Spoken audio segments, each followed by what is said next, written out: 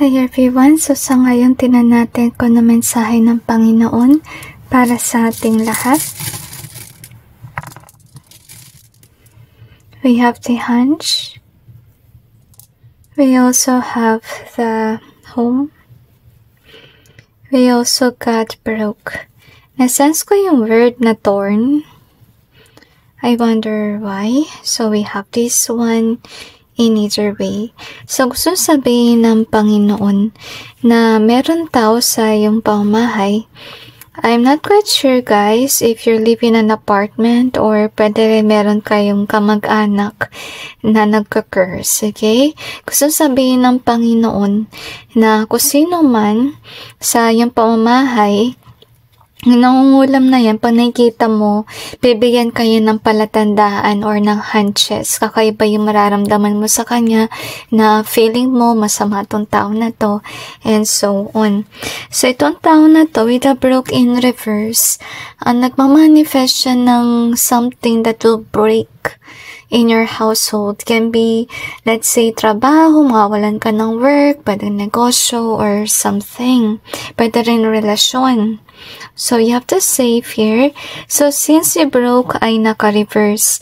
So, gusto sabihin ng Panginoon na huwag kang mag-alala. Kasi, remember na si God, ginagawa kanyang safe. Okay? Kung ano man ang meron ka, trabaho, negosyo, or kung ano man yan, magiging safe yan as long as actually it resonates with you or it's meant to be yours. Okay?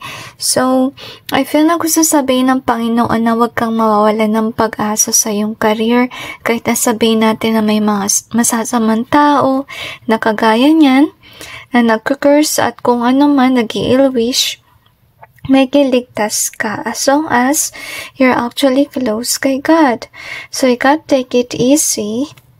And we also have 22. Wow, this is nice, okay?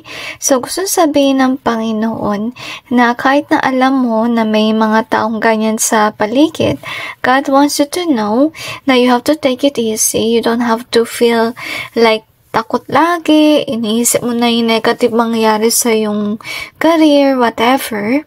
Pero gusto sabihin ng Panginoon na patuloy ka lang mag-manifest anong gusto mangyari sa iyong buhay, pagpatuloy mo lang si career, si love life, and so on, na parang bang walang masamang tao sa paligid, okay? Anong gusto sabihin ng Panginoon?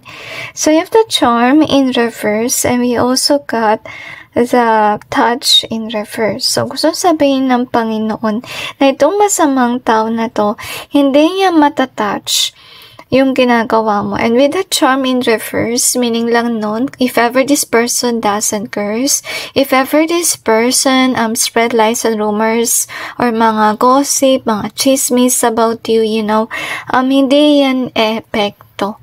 Okay, kasi pinipilit niyang i-distort yung, let's say, yung iyong reputasyon para masira yung reputasyon. Pero I feel here na yung gustong sabihin ng Panginoon na huwag mong papansinin tong hater mo. Magpatuloy ka lang sa ginagawa mo kasi remember na pag pinatulan mo yan, ikaw din yung masisira. Okay?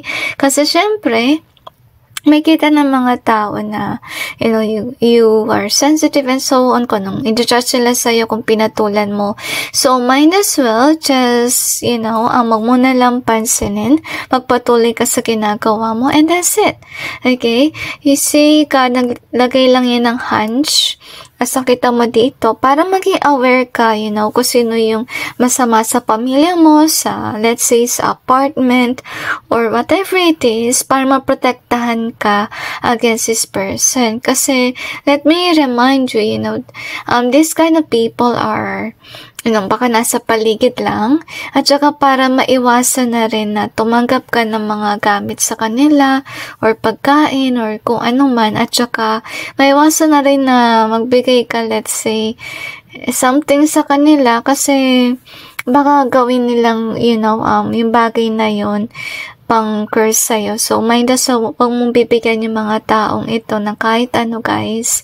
Okay, at huwag ka rin tumanggap kasi, you know, baka meron something na gawin ang mga taong ito kasi all that they want is to curse and curse. So far, wala naman ako nakita dito na kadahilanan ba't nila tong ginagawa. And hindi ko naman nakita dito na may masama ka nagawa basta sila nag-curse. Okay? So, anyway, kaya mindasal, wag mo na lang sila pansinin, focus ka sa work. Okay? And that's it. And God bless all of you.